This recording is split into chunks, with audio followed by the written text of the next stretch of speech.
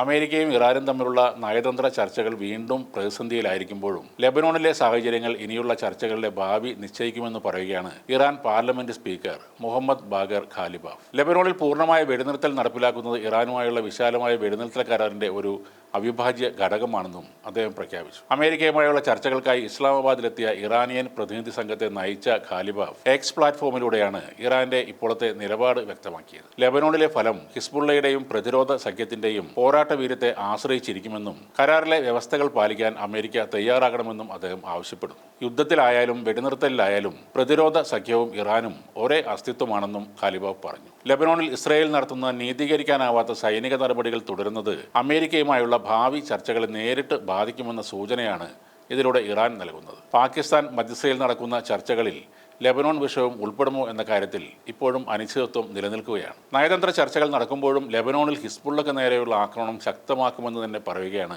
Israel പ്രധാനമന്ത്രി Benjamin Netanyahu. തെക്കൻ ലെബനോണിലെ ഹിസ്ബുള്ളയുടെ പ്രധാന കേന്ദ്രമായ ബിൻത് ജബൈൽ ഉടൻ പിടിച്ചെടുക്കുമെന്നും അദ്ദേഹം അവകാശപ്പെട്ടു. ഇസ്രായേൽ സൈന്യം ഇപ്പോൾ വളരെ കരുത്തരാണെന്നും ഹിസ്ബുള്ളയെ ഉന്മൂലനം ചെയ്യുക എന്നത് തങ്ങളുടെ പ്രധാന ലക്ഷ്യമാണെന്നും അദ്ദേഹം ഒരു വീഡിയോ സന്ദേശത്തിലൂടെ വ്യക്തമാക്കി. ബിൻത് ജബൈൽ ഹിസ്ബുള്ളയുടെ തലസ്ഥാനമാണെന്നാണ് നെതന്യാഹു പറയുന്നത്. അതേസമയം ഇറാൻ യുദ്ധത്തിൽ ഔദ്യോഗികമായി വെടിനിർത്തൽ ആവശ്യപ്പെട്ടു എന്ന റിപ്പോർട്ടുകൾ വൈറ്റ് ഹൗസ് നിഷേധിക്കുകയാണ്. എന്നാൽ ഇറാനുമായുള്ള ചർച്ചകൾ ഇപ്പോഴും സജീവമാണെന്ന് പ്രസ് സെക്രട്ടറി കരോലിൻ ലെവിറ്റ് സ്ഥിരീകരിക്കുകയും ചെയ്തു. ചർച്ചകൾ ഫലപ്രദമാണെന്നും രണ്ടാം ഘട്ട ചർച്ചകൾക്ക് പാകിസ്ഥാൻ തന്നെ ആതിഥേയത്വം വഹിക്കുമെന്നും അവർ പറഞ്ഞു. ഔദ്യോഗിക സ്ഥിരീകരണം ഉണ്ടാകുന്നവരെ ഒന്നും ഉറപ്പിക്കാനായില്ല, എങ്കിലും ചർച്ചകളിൽ ഞങ്ങൾ ശുഭാപ്തി വിശ്വാസത്തിലാണെന്നും ലെവിറ്റ് കൂട്ടിച്ചേർത്തു. ഫെബ്രുവരി 28-ന് ഡൊണാൾഡ് ട്രംപിന്റെ നേതൃത്വത്തിൽ ഇസ്രായേലുമായി ചേർന്നാരംഭിച്ച ഇറാൻ യുദ്ധം ആ മേഖലയെ വലിയ അസ്ഥിരതയിലേക്കാണ് തള്ളിവിട്ടത്. കഴിഞ്ഞ ആഴ്ച ഇസ്ലാമാബാദിൽ നടന്ന ചർച്ചകൾ പരാജയപ്പെട്ടത് വീണ്ടും ആശങ്കകൾക്ക് ഇടയാക്കിയിരുന്നു. ലെബനോണിലെ സൈനിക നീക്കങ്ങൾ വെടിനിർത്തൽ പരിധിയിൽ വരുമോ എന്നതിനെ ചൊല്ലിയാണ് ഇപ്പോൾ പ്രധാന തർക്കം നിലനിൽക്കുന്നത്.